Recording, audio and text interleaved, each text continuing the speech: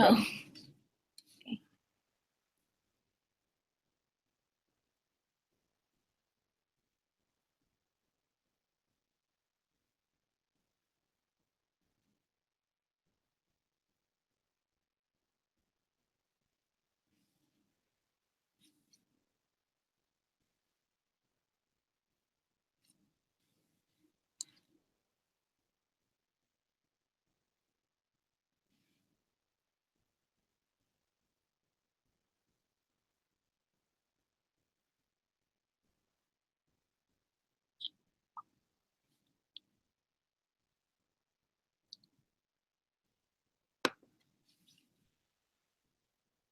Hello, everybody. Welcome, and thank you for joining us tonight or this morning or wherever you might be.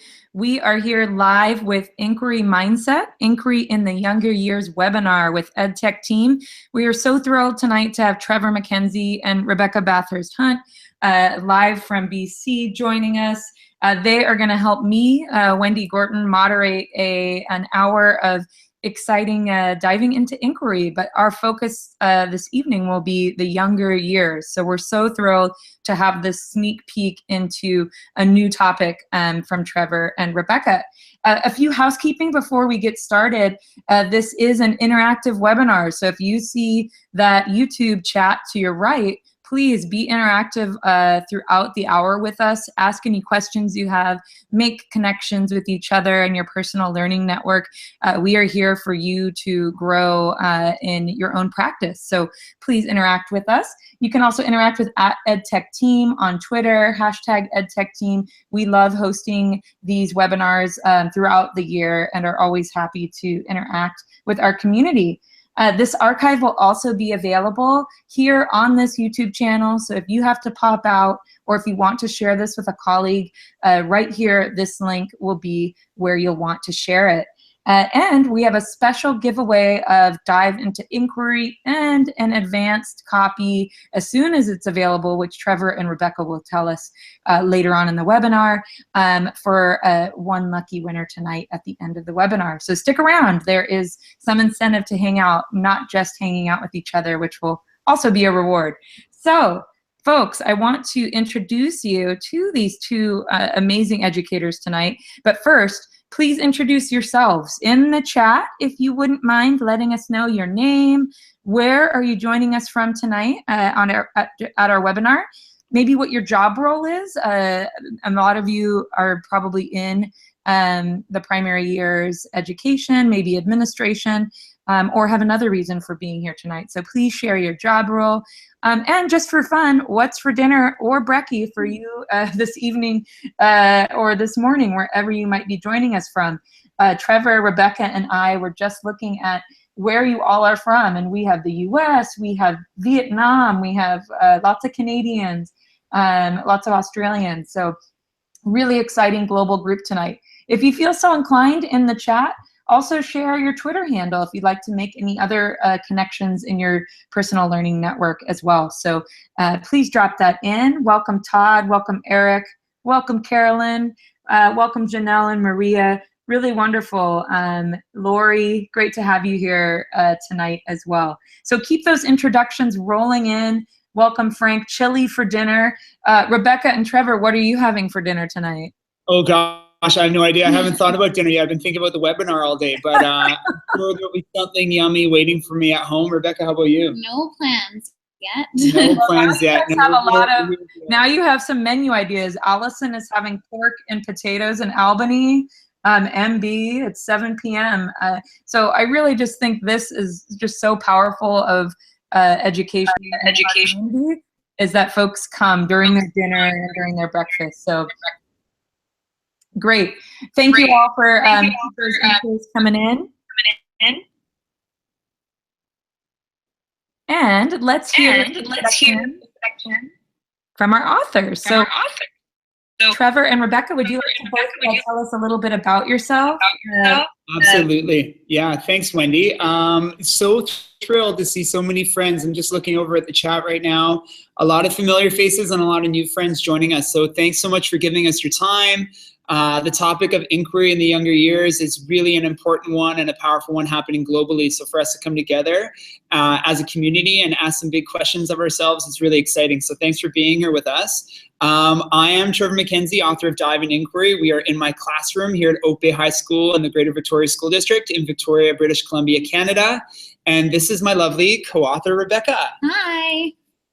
And Rebecca teaches kindergarten here, French Immersion Kindergarten. French Immersion Kindergarten, just down the road, about 10 minutes. Yeah, and so we have co-authored Inquiry Mindset together, really focusing on the kindergarten to kind of grade 5, 6 classrooms, so we can really close the gap between what Dive into Inquiry proposes with regards to empowering our learners with having more agency over their studies and their learning, and really fostering an inquiry mindset with our youngest learners. So by the time they get to high school and to me, they have tools and understandings at their ready to be inquirers and powerful inquirers at that. So we're excited to share the work with you, some big ideas from the work tonight with you, give you a few resources and tools that you can adopt right away in your classroom and get you looking forward to the release of Inquiry Mindset. So thanks for hosting us, Wendy. This is exciting.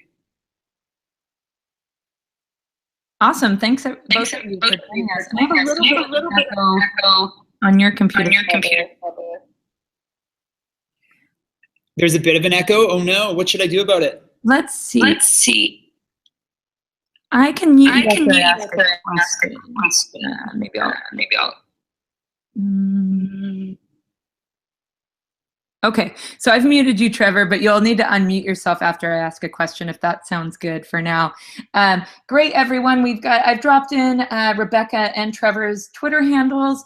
I'll also be sharing links to this presentation and some of the other links that Trevor and Rebecca will share throughout the hour. So great, keep those intros coming in. Welcome, Teresa. Welcome, Natasha. Let's get going and hear a little bit more about inquiry mindset and about what we'll be talking about tonight. So I'm going to go ahead and unmute you now, Trevor. And 1 second. And we'd love to hear why inquiry, why in your classrooms, if you all don't mind sharing with us, why inquiry? And I think, Trevor, you may have to hard unmute yourself. There you go. Perfect. There we go. Yeah, fantastic. So inquiry for me has always been a matter of really empowering our high school learners and our middle school learners with having more agency over their studies and their learning in our schools, and giving them the proper tools, as I said, and understandings and the scaffolding to support them in that process. And I've always dreamed of what would happen if I had grade 9s enter my classroom, having experienced an inquiry model before.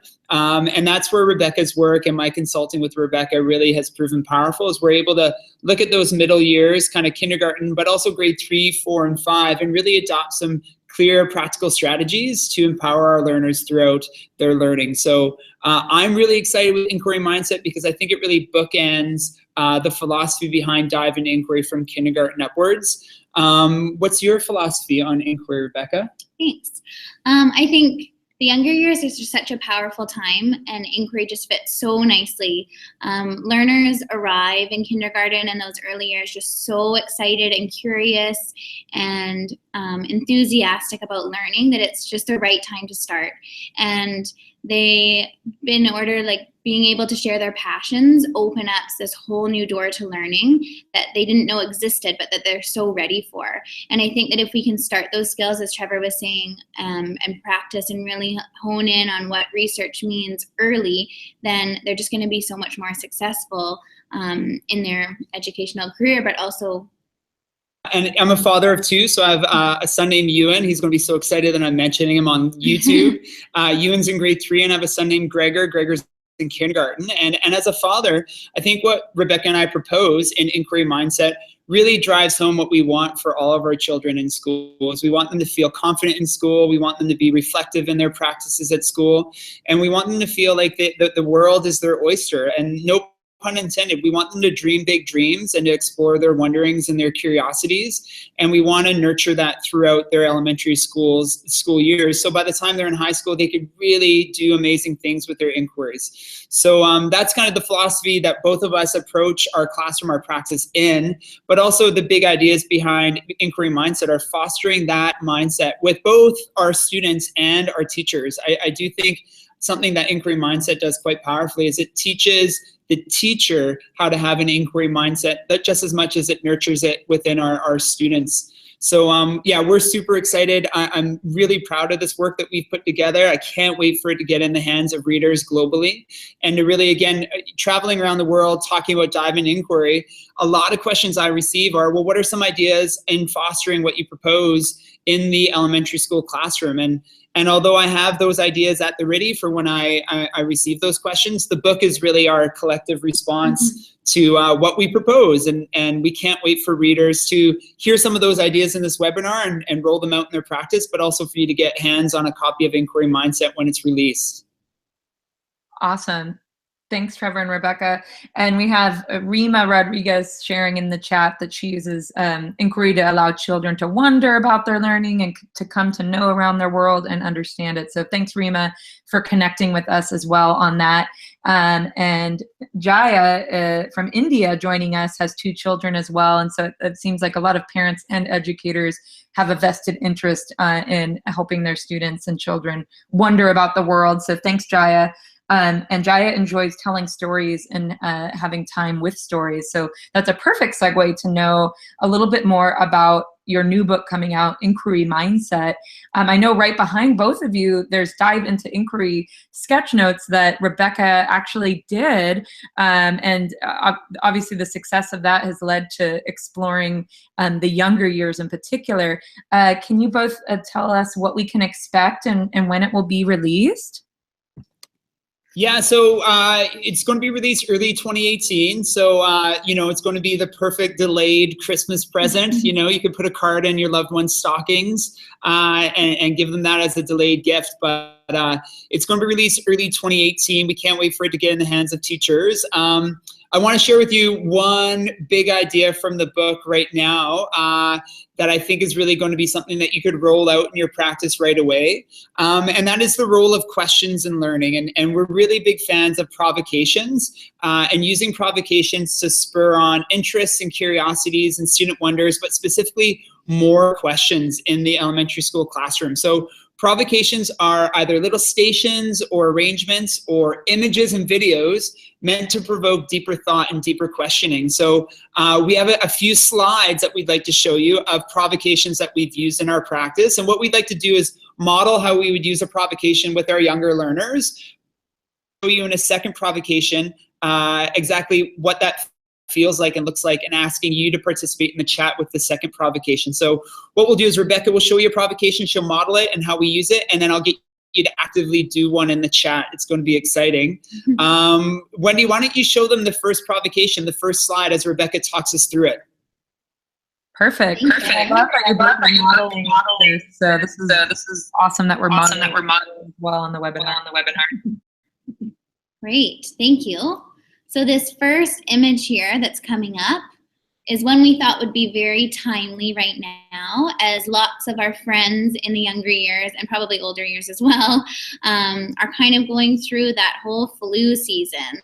So I know that at our school we've had a lot of friends going home and we've been talking a lot about germs and how we can stop the spread of germs. So we thought that this picture works super well with the kind of time we're at in the school year.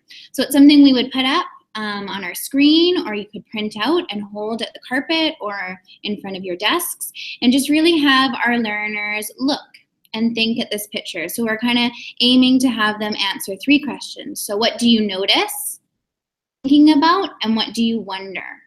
So for this one, we might put it up and we might just give them a couple minutes. And sometimes I have kids like touch their head when they're ready to share, or whisper to a partner or something like that. But some of the things we might have them think about is, well, what do you see here? 3 different pieces of bread. What are these? What is the bread in? What's happening here? If depending on the age and the ability of your learners, can they read, control, clean hands and dirty hands? What does that mean? What does control mean? What's happening with the bread? How come the bread, so you're just kind of, as I'm going here, I'm kind of prompting with different prompts and little questions, but I'm really hoping that what they're thinking about is what do they notice, they think about what's going on in the picture, and what do they wonder. So I'd probably give them a little bit of time, and again, depending on the level of your learners and the ability you definitely want to maybe scaffold those 3 questions. So maybe starting with just what do you notice? So you might have some children and some hands going up or some whispering happening to their partners about that they notice that the 3rd piece of bread under dirty hands has some dark spots on it. That all of the bread is the same color, except for that one has some different pieces on it. They might notice that they're all in the same bags, or they all have little signs above them. And then you're going to shift into, when you're ready, looking at, well, what do you think? What do you think about what's going on here? Ideas about what they know or what they think. So who knows, you might have someone who's done this experiment before, or they might think that maybe you're going to be eating the bread. They might not even know that it's about germs unless you've introduced it in that sense, right? So it depends on kind of where you are in your learning, and are you wanting them to know that this is about germs, or is this just something you're putting up to really provoke thinking? And then after that time, you're going to shift into what do they wonder? So I could see lots of different wonders coming up here about, well, I wonder, and yeah, of course you're modeling this as it's going on, especially if it's kind of one of the first times you've done something like this, but I wonder, like, what is that dark area on the bread? Or I wonder, how did they get the bread in the bags? Did they have to, like, how did they make their hands dirty? Did they wash their hands? Is that what clean hands mean? What did they use to wash their hands? And I think control is super learners too, and it's going to provoke a lot, like, well, what is a control? And depending on the age and the ability of your learners, what does control mean? And then that can open a whole nother discussion about even science experiments in general. So we see a lot kind of going on, and I think you would go with that conversation and just really, and that's part of inquiry, is really following the lead and the interest of your learners. So I could see this going on, or if this is something you've done and you've been talking a lot about germs, it might be students coming up with ideas right away and wonders right away. So then depending on how that conversation goes, it's kind of up to you, like, how are you going to document your wonders? Are you going to write them on the board? We have some teachers who like to use different apps and things like that, or maybe we're just vocally sharing them. And then to extend it even further, especially if your learner is interested, we're always trying to kind of build on their interest. So if this is something that they're super pumped about and you've got lots of talk going on, Wendy, if you could go to the next slide, please. We found another thing that could just spark a little bit more interest. I think, like, this is super powerful because it's moving compared to the last picture that was still. So what I would do is I'd probably put it up and I would just say, and maybe it's right after that last provocation photo, or maybe it's at another time. Like, what do you see here? Again, we're wanting them to really focus on what do you notice, and then shift into what do they think is happening, and then shifting into what do they wonder. So go through kind of those same questions, those same prompts, those same, like that same scaffolded model of really allowing them to feel supported and allowing them to feel safe in sharing what they think. But here, I mean, this is super neat to even watch, and I think kind of fascinating, especially for our younger learners, and even me right now. But having them think it's actually the spreading of bacteria, but getting to that piece, I think you probably have a lot of things that they notice. So I notice that something's moving, I notice the circle's getting bigger, and then it's gonna really shift into, like, what do they think is happening? And that's probably gonna be something that's really fun with this image. And I don't know, maybe if you followed it directly after that hands with the bread bacteria activity, they might have some kind of idea of what's going on. But I think if you showed this totally separately, you would have a lot of interesting what they thought is going on, and then what do they wonder? What do they wonder about this? So maybe I wonder, like, how it's moving. I wonder, is it in slow motion? Is it been sped up? I wonder how close, so it's germs and bacteria, so how close are they to it? And then depending on the discussion, you might maybe say, well, this is the spreading of bacteria, or you might leave it up to you. Yeah, so lots of exciting things that you can do with provocations, pictures, videos, or GIFs. And I'll pass it over to Trevor. Yeah, we have some Thanks. examples. in the chat as well. I'm just going to mute for a second. Making a little bit of an echo. I'll just share in the chat for both of you. Thank you so much, Rebecca. That was really, I'm still watching it. I'm mesmerized. But we have, Megan has shared using Notice, Think, Wonder as part of morning routines, a binder of provocations, and organizing some of these provocations for your class. So that's really exciting. Oh, I love it, Megan. Megan has shared that they get to choose which provocation out of that. So really fun connections coming in from the chat. Great, you can go ahead and unmute, Trevor. If you want to share a little bit more about why if you can toggle to me away from the slide deck for a sec, just so I can speak to our lovely chat and kind of preface what we're going to ask them to do in the chat now. What I'm going to do now is ask you to take on the role of the questioner. So I'm going to show you a series of provocations. They're all tied to a specific topic, and they all scaffold towards narrowing our focus towards a really specific curricular objective, which is, I can't give it away, but we're narrowing our focus to something specific that we want our students to learn. And that's the teacher, the inquiry teacher, that's our focus, is really scaffolding this process through provocation. So what we'll do is, in the chat, I would like you to please take on the role of the questioner and just ask any questions that surface from the provocations. And I'll do a little bit less modeling than Rebecca did. I love the modeling she did, because that really is what the inquiry teacher model or does for our students, is model the prompts and the questions that could surface from a provocation before we go more deeply with provocations.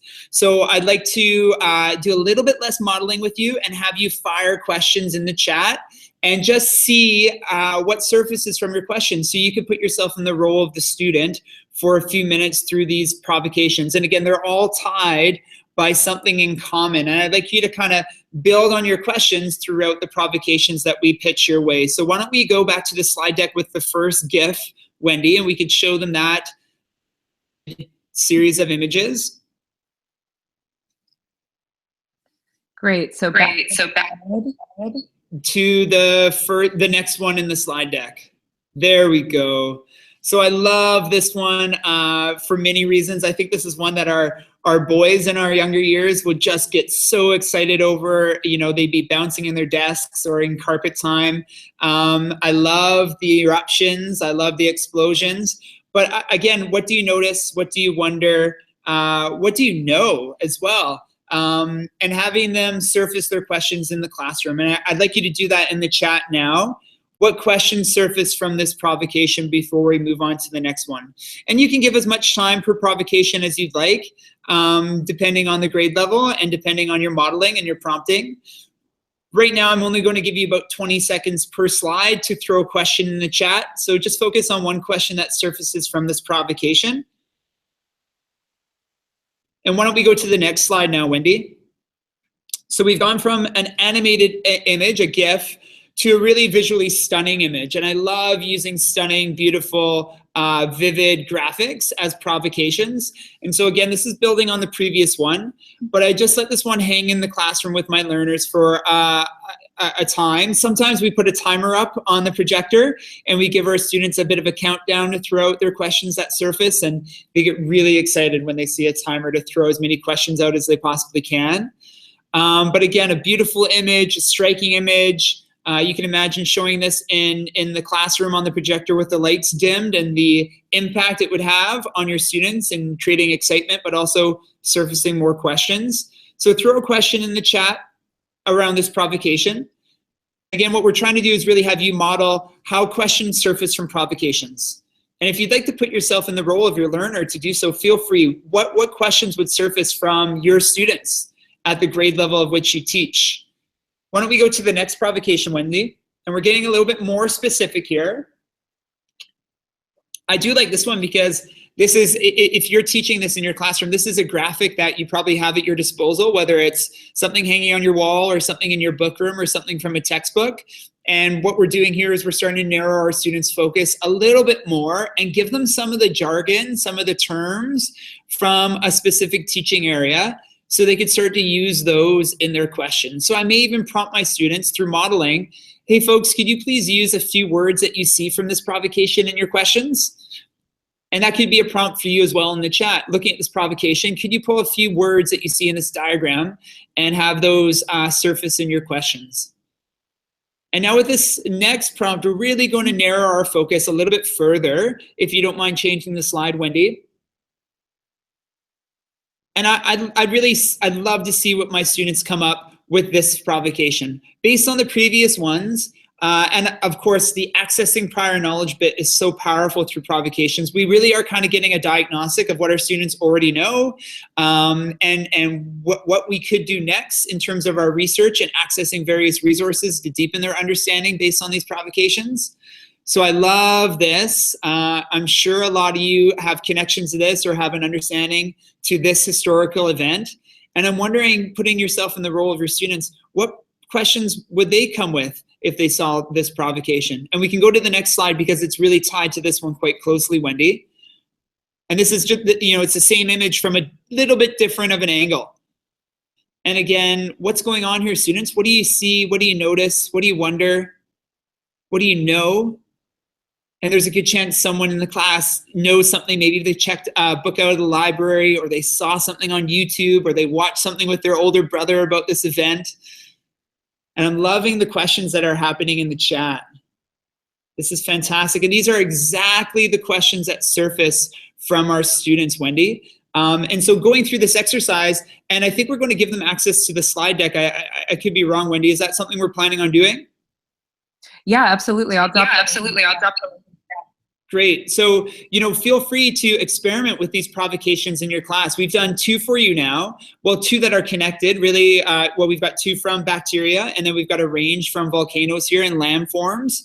I encourage you to use these with your students. If you're rolling out a unit of study around one of these 2 topics, try these on for size and then tweet them out using the Dive Into Inquiry hashtag or the Inquiry Mindset hashtag, so we can hear your thoughts as to how your students responded, and you can start sharing globally with our audience of inquiry teachers, so we can all learn from each other on how this is going in our practice. Looking at the chat, there's some amazing resources being shared with regards to No Wonder Learn charts. Ideas about using virtual reality as provocation, so even finding volcanoes on there to look at. Fantastic. Yeah. Wendy, do you have any questions from the viewers that you can share with us? I do. I'm going to go ahead and, perfect. Thanks, Trevor. What I noticed while the chat was going on as well, I loved how the questions got deeper. And so thank you all for modeling with us. And I think you really wore the role of your kinders and first graders and second graders really wonderfully. But your own questions evolved as the pictures gave you more information. So it was wonderful to see. Diane did ask Rebecca and Trevor about specific provocations, and particularly for math. When the 2 of you go curating your provocations, or even the way you sequence these was really masterful in terms of getting them on the way to knowing more about volcanoes and getting them more and more interested. Could you share for Diane perhaps any examples, particularly in math, and then how you find those provocations and perhaps curate and organize and sequence them? Absolutely. Rebecca, you want to share one? Yeah, sure. So I think provocations, they can definitely be pictures, they can definitely be objects, and sometimes I'm going to speak first to finding them. Sometimes you can find things around the classroom that might provoke thinking, and specifically with math right now, I'm thinking about measurement. So bringing in different objects from home, or inviting your learners to bring in different objects from home, and then putting out different things at the table. So at the beginning we talked about provocations can be stations. They can be set up little areas in nooks of your classroom that you're inviting learners to explore during a free exploration time, or they can be specific activities that you're rotating through. So when I'm thinking about measurement, it might start just at a spot in my room with different objects. And maybe I have out meter sticks and rulers and all different ways of measuring. And I know in the younger years, we're definitely doing measurement with different things like paper clips or those Lynx cubes. And just sometimes I put out a little question, or I'll model it a little bit at the beginning, and then it'll just happen during exploration time when you're inviting learners to really go and explore on their own. A lot of amazing things can happen. And depending on how that goes, to extend it, I might then the next day invite learners to bring something in from home, or a couple days later, depending on the age and the ability of your learners. What can we measure? What do you have at home that might be neat to measure or compare to the things we've already measured? And then perhaps setting it up in different stations that learners can rotate through, just because then we've kind of are scaffolding that process of, here's a provocation about measurement. What are these tools that we've even put out? So that's going to bring a whole discussion about rulers and why are we using paper clips, or why are we using links to measure things? And then kind of shifting into, okay, now everyone's going to be measuring, and we're going to be through 4 different stations and perhaps using different tools to measure things that we brought in from home. And then I think another really neat way to kind of extend provocations is just to go outside. And I find like we often take it for granted that we can just walk outside with those tools that we've been using and extend measurement, if that's what we're going with, to what do we see in nature and what can we find outside that provokes us and that makes us want to measure and learn and compare. And I can see like measurement's huge, right? Especially in the younger years, because they're going to want to measure themselves. They're going to want to measure themselves together and compare those to different things in the classroom or to different links around your school. So that's a great question. Thank you. And I hope we answered some questions, some of your hopes and questions about that. Thanks so much, Rebecca. I'll go ahead and mute just for a moment. And I really like the example of stations and tools. Nicole in the chat shared how she organizes by week. So perhaps the first week is wondering, and then the second week digs in more into things like the tools and the stations. So really great ideas in the chat and from Rebecca around setting that up. We did have a question come in from Jillian in Surrey.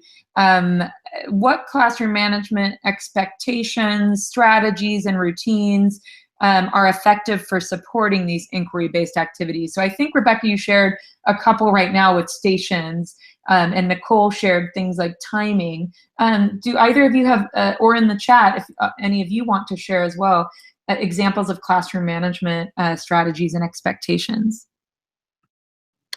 Yeah, you know, Rebecca and I both agree on this next point, and really you have to be in the inquiry classroom to really truly believe us when we say this. But when students are naturally curious and connected and the learning is relevant and they're passionate about what it is that's happening in the class, a lot of those typical classroom management nightmares that we experience as teachers fall to the wayside. And more often than not, we have those moments as educators that we all seek out actively where you feel like you have the students in the palm of your hand.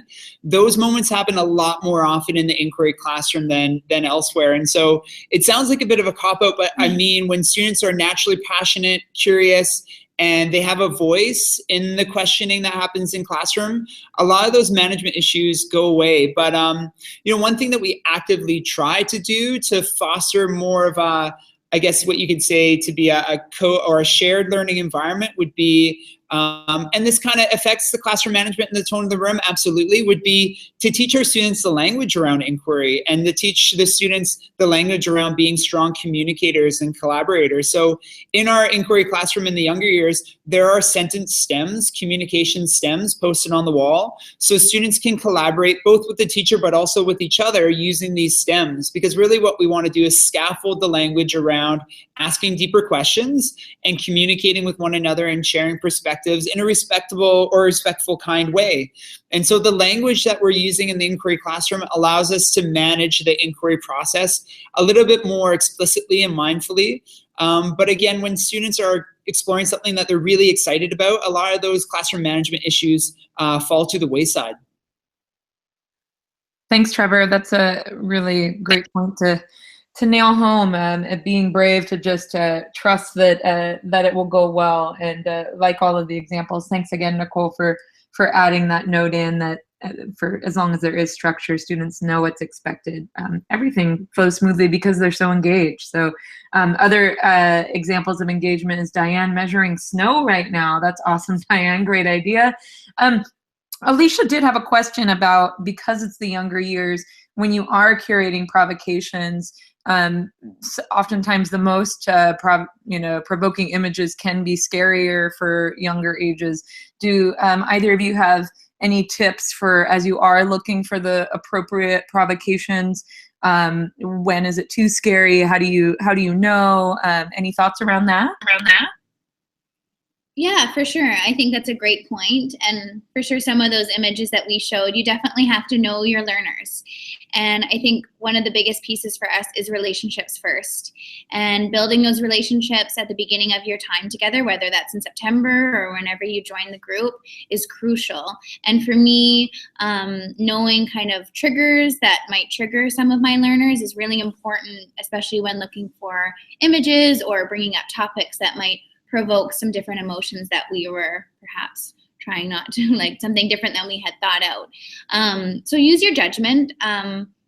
Think about like what are they ready for? If they're 5, then really kind of keeping it to more positive images is important. But we also value truth and thinking about things like residential schools and the importance of really telling the truth there is key, but also keeping it to their level is important. So using your judgment, and I think my biggest tip there would be getting to know your learners and knowing what triggers them and what makes them feel safe and supporting them there. And the inquiry teacher, and Rebecca and I, we love the first chapter of the book. It really talks about the characteristics of the inquiry teacher. And we've identified 8 specific understandings and values and characteristics that the inquiry teacher either possesses or is working towards honing more specifically and explicitly in their practice. And one of those characteristics is to always be reflecting, revising as we go. So, you're rolling out a provocation, you're observing your learners, you're anecdotally kind of taking in what it is that you're seeing, and you're changing on the fly. And this is a nuanced teacher skill to be able to observe and adapt as we go. And for both of us, if we were to roll out a provocation that wasn't sitting well with our students, it's something we would pick up in the moment and adapt as we're rolling it out. And again, that's a hard one, but that's one that the inquiry mindset aims for us to nurture in teachers, is to have that mindset of reflecting and revising in our practice in the moment so our students' needs can best be met. Great tips. Thanks, Rebecca. And I think in the chat too, folks sharing things like morning meetings or your classroom culture really sets the stage for these kinds of conversations and, knowing your learners, as Rebecca mentioned. Great. We have another question from Martine in Winnipeg, has asked, how do we do inquiry with language learners, French immersion or English as an additional language? And this may connect also to Rima and Mrs. S's question in the chat, examples of sentence stems. So perhaps you two could both look at language modifications, and perhaps sentence stems as one of those examples. Yeah, thank you. I think that's a great question, and it's something that I'm asked a lot. I teach kindergarten, and it's French immersion class, so there are learners that, for the majority of them, they've never heard or spoke any French before. So definitely what I try to do is target our inquiry and provocations at language and vocab that we're learning at that time. So really bringing it down and meeting the needs of your learners. So if your learners are English language learners or learning another language such as French, targeting the inquiry and the provocations to the vocab that you're teaching at that time and kind of introducing. So I know like right now it's autumn, and when we're outside, we're looking at a lot of different things, but to jump into seeing all different colors and leaves and different textures right now for my kindergarten French immersion learners would be something that, like, some of it might come, but a lot of that would be really challenging. Whereas for children who are speaking English at home, to talk about textures such as soft or gritty or rough would be something more natural. So for me, what I would do is really flip that. And with something we're working on right now is using the stem of I see. And so in French, voir. So what do you notice? And that they all feel successful in doing that. And then they can always add in a little bit of English here and there if they're noticing different things that they see out in nature. So I think my biggest tip is really trying, and that's kind of, again, where this flexibility and being able to revise and adapt as you go is really trying to focus your inquiry and bring in language that they do feel successful with, but also like not shutting down this beautiful exploration time outside, but instead giving them a stem they can use, such as I see, or I notice, or even the stem of I wonder, and then allowing them to go from there. That, true differentiation occurs in the inquiry classroom, because you'll have students who are perhaps their language is stronger. Let's say we're not in a French immersion class. Let's say we're in a grade 5 class and we have some students who are English language learners and their vocabulary is not at the same level as some of their peers in the class. Those students who have a grasp of the language but also are totally connected to the inquiry, that allows you to sit next to a student who needs your support, elbow to elbow, and you can support them as they need it in learning. And so you're not differentiating for 30 kids in a classroom, you're differentiating for that one particular student who you're able to sit down with for an extended period of time, because the other students are really connected to their inquiry and what it is that's happening in the room. So yeah, definitely doable. True differentiation occurs. We're big fans of universal design of learning, and I think inquiry obviously fits underneath that umbrella. And our belief is that inquiry, through the processes that we roll out in our class, can best meet the needs of all of the students in our room, no matter their ability or the challenges that they may face in their learning. So awesome. And I think connected to that is Jaya Lakshmi has mentioned parent connection and engagement. And so I know with language and involving parents can be so important for that inquiry mindset. Any tips or strategies for involving parents with some of these strategies you've shared with us tonight? Yeah, absolutely. We love calling on our parents. We call them our living library. Rebecca's got a number of great tricks to call on parents to get them involved in inquiry. Yeah, so I'm huge into digital portfolios, and I find that it just creates this window into the classroom.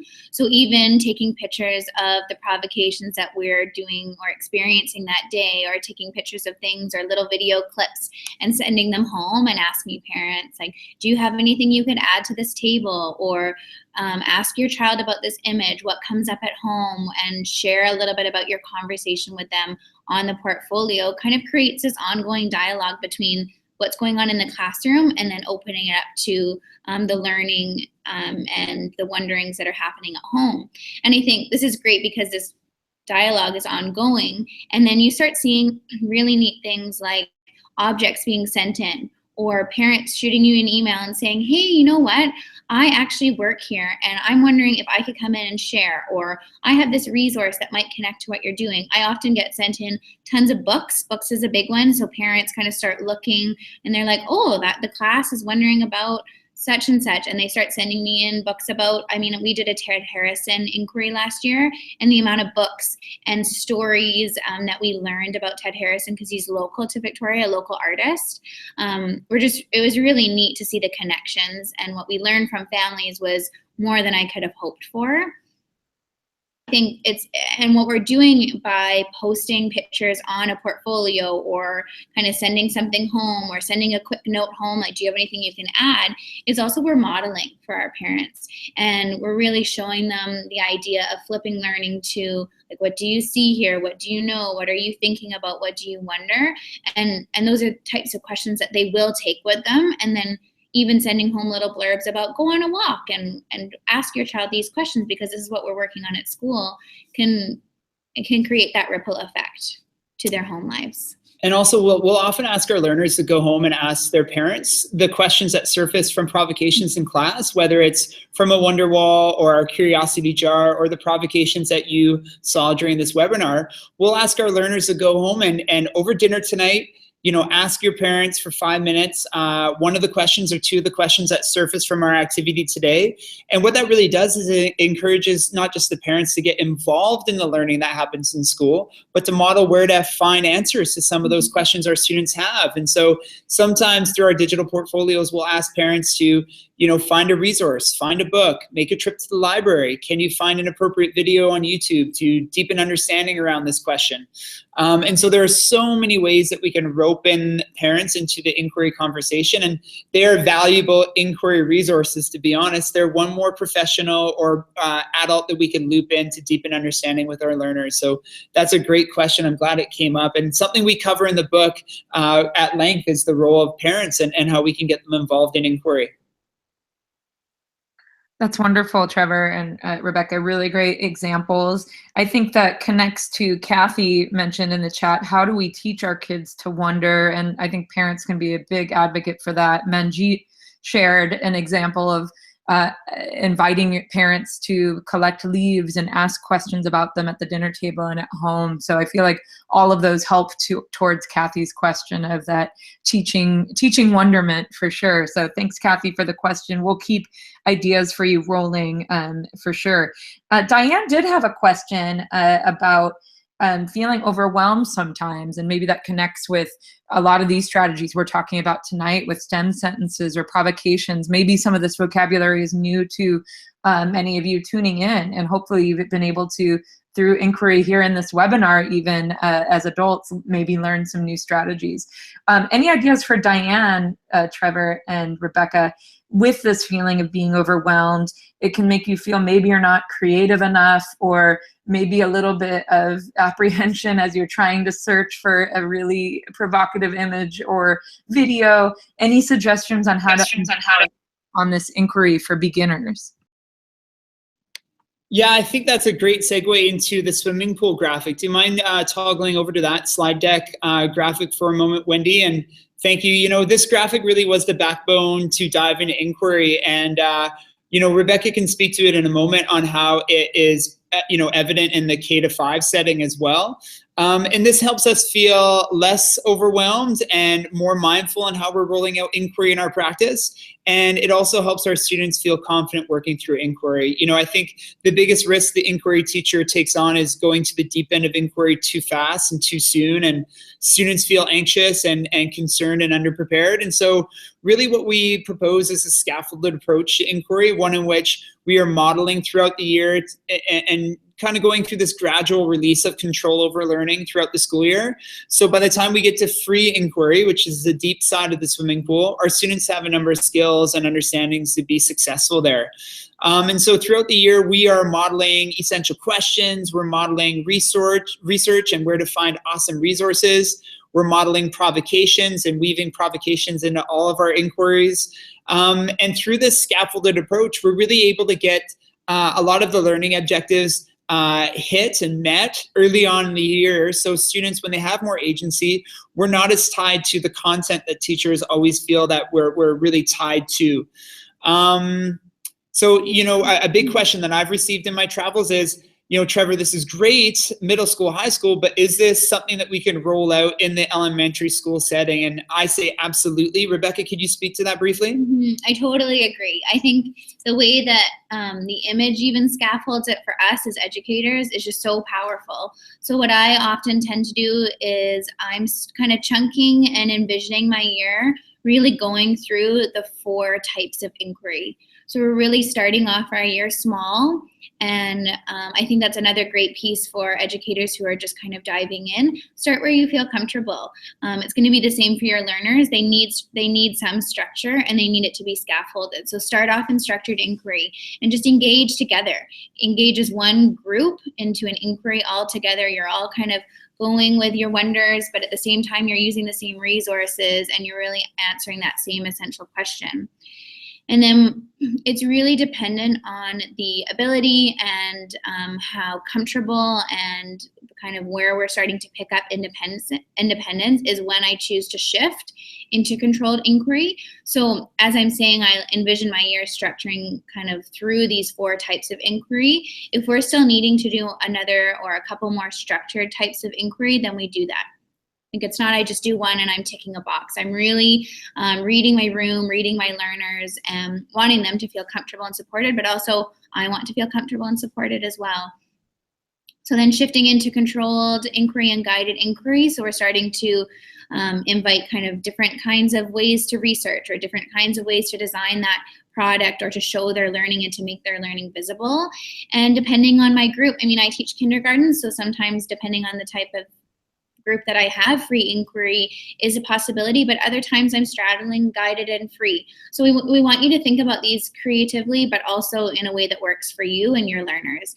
And again, that comes back to knowing your learners, but also being able to revise and reflect. So if you jump in really quickly into a guided or free inquiry and you see some of your learners drowning or needing a lot more support than you had envisioned, then just bring it back, right? Like take away a couple of those choices. We're always trying to bring in choice and voice, but we don't want choice and voice to be too overwhelming. So it's really knowing when is the right time. But I definitely think that this sketch note and image, but the idea and the concept behind it works just really fluidly in the elementary years because of how it's scaffolded, which is something we're trying to do all the time. Thanks so much, Rebecca. I think that helps address Diane's question. So thank you for scaffolding that for us. I posed a question to the chat. What did they think the volcano was? Was it in the inquiry graphic? And we got answers of both controlled and guided. Do either of you want to share where it falls between those and what you might do next if we were to continue that activity? Yeah, I think it could fall in many, to be honest.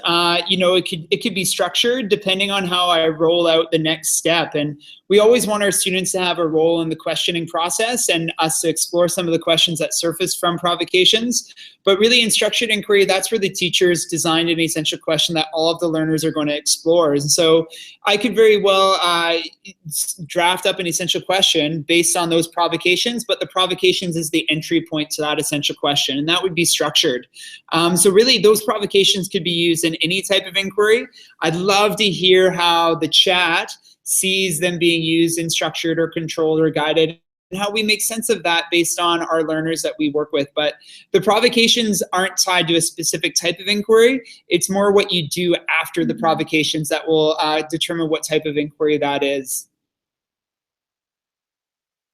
Awesome. Thanks for clearing that up. And I think that's exciting to think of when you're new, that you can really just start with those provocations and see what happens. And like you said, reflect and iterate right there to decide which way to go and how to best support your students. So great examples. Everyone in the chat, I put trevormackenzie.com where high-res versions of these are. So please feel free to use these lovely sketch notes from Rebecca. Rebecca, can folks expect these same kinds of sketch notes to help visualize the concepts in inquiry mindset for the younger years?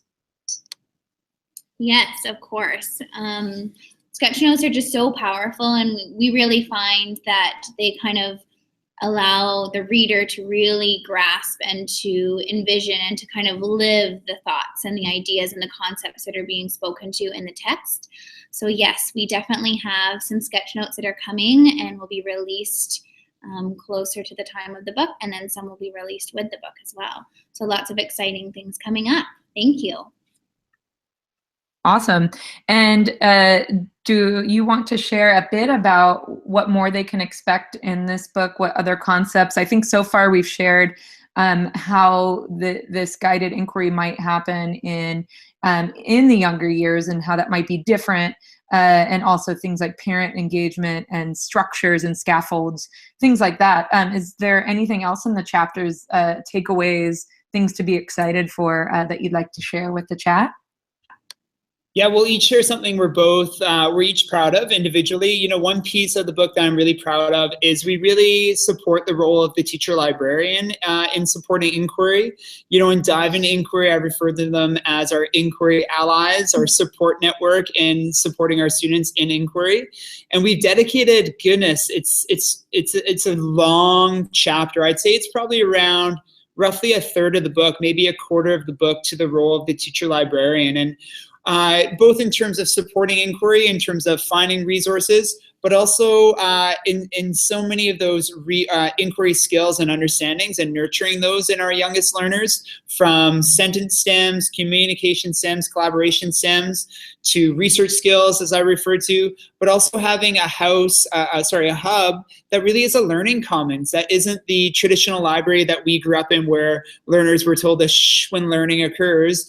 This is really a space that the teacher librarian nurtures creativity and sharing and collaboration. And so, and the more I travel, the more I speak to teacher librarians as being excited in adopting inquiry and being an inquiry ally. So we really want to support our teacher librarians in rolling out inquiry in their schools. And so that's something I'm really proud of, is we try to do that in the inquiry mindset. Rebecca, what's one thing you're really proud of? Yeah, I think I'm just really pumped on the ways that we've shared that are practical about really exploring those wonders and the questions and the passions that your students bring and really tapping into their prior knowledge. So Wendy, if you could go to I think it's the next slide there, please. A couple things that are coming up. So this is the Wonder Wall, and I think that's something I'm really proud of because this is my classroom. So this kind of takes up 2 large white boards in my classroom, and it's kind of that focus piece when you walk into the room, and visitors and parents are always captured by this wall, and it's a place that we can post our wonders and share our wonders with each other. And what I've done is I've just printed off the thought bubbles, laminating them so they're reusable, and I just use dry erase markers. And my learners are in kindergarten, so I'm often scribing for them, but depending on the age of your learners, this can always be a takedown activity, and they're drawing or they're writing as well. And it's just a great way to kind of post and share wonders and reflect on them as you're going. Have we answered that? Are we still wondering it? Well, what other research do we need to kind of get to those?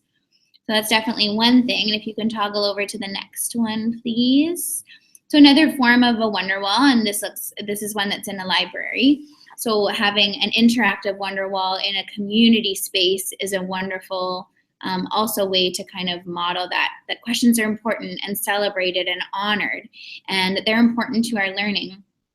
So having something just as easy as Post-its or sticky notes to kind of, what are you thinking about? What do you see? What are you curious about? And really having that ongoing dialogue is something that excites me as well. We can head over to the next slide. Yeah. In the chat, Andrea shared some digital wonder walls, like with walls, like Frank has shared Seesaw. Any examples of celebrating inquiry digitally for our younger learners? Yeah, absolutely. We actually share, I think, 4 or 5 of our favorite digital virtual Wonderwall tools. You know, for some of our students who may be a little bit more shy or a little bit uncertain about sharing their wonderings so visibly in our classroom, we find the digital Wonderwall idea really, really powerful. But also we want our students to be strong digital citizens, and we want to include them in the digital world as much as we can in a really meaningful and authentic way. So, you know, we love Flipgrid. Flipgrid's one of our favorites, you know, allowing our students to record a little bit of their wondering to a grid that's private to us. And of course, we can push that out to parents if we'd like in our digital portfolios.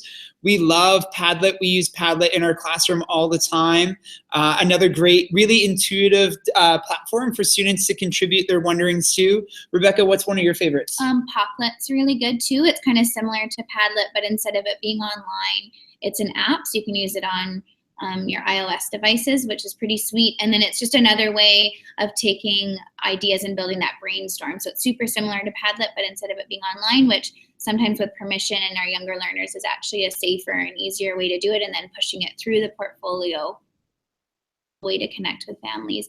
And I think like some of those tools like Padlet is super neat if you would give the link to families and have them share some of their wonders or comment and add in their bubble of text as well. Yeah, and you know, Recap is a fantastic one, and especially with our kind of, you know, our older, younger years students, right? They love Recap, posting videos and commenting on each other's wonderings, and just even using the G Suite family of tools, whether it's a Google Slide Wonder slide deck, or everyone contributing to a single doc, a wondering, and maybe hyperlinking to a resource of said wondering, whether it's an image that they found or a video that they found.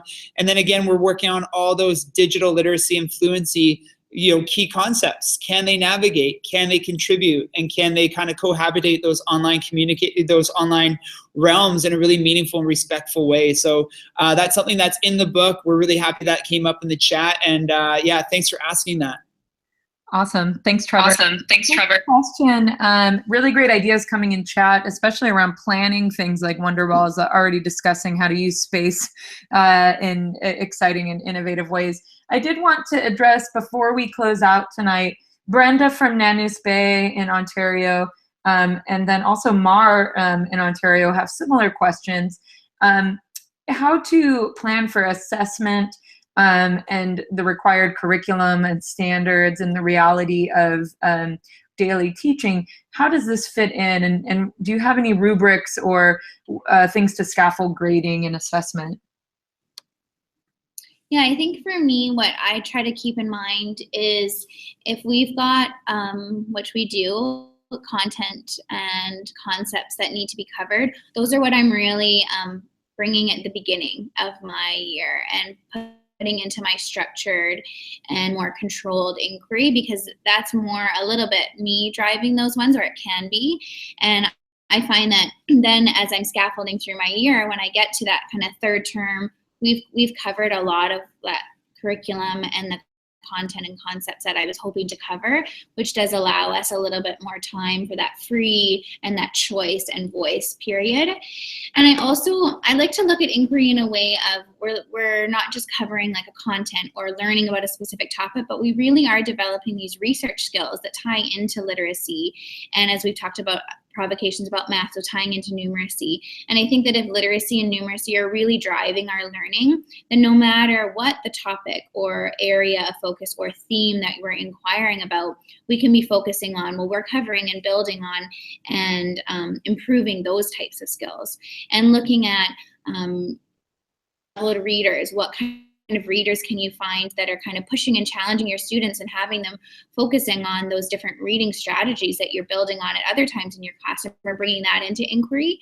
So sometimes I think I used to kind of feel bogged down about, well, this topic's not actually in my curriculum, but I've shifted my mindset on that. And I'm really more open to, well, this is what we're covering because my learners are passionate about it. And because all these wonders and questions are coming up, I'm going to be focusing on and assessing is perhaps a writing competency or a writing part of my curriculum, or a reading or a numeracy portion, if that makes sense.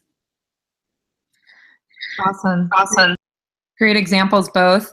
And I'm just flipping through here. We are at the hour. I'm showing a couple more examples just from your deck of, it looks like passion walls and really great word wall examples coming from online. So folks, that was our Inquiry Mindset webinar, Inquiry in the Younger Years with Trevor MacKenzie and Rebecca Bathurst-Hunt. We hope that you were as inspired as I was. I now, while I'm gonna go eat my dinner, have to go look up my lava streams coming from the vent, because I got just as fired up about the questions about those provocations as our students might. So I really appreciate Trevor and Rebecca helping us model inquiry here in this very webinar. Really fantastic ideas in the chat.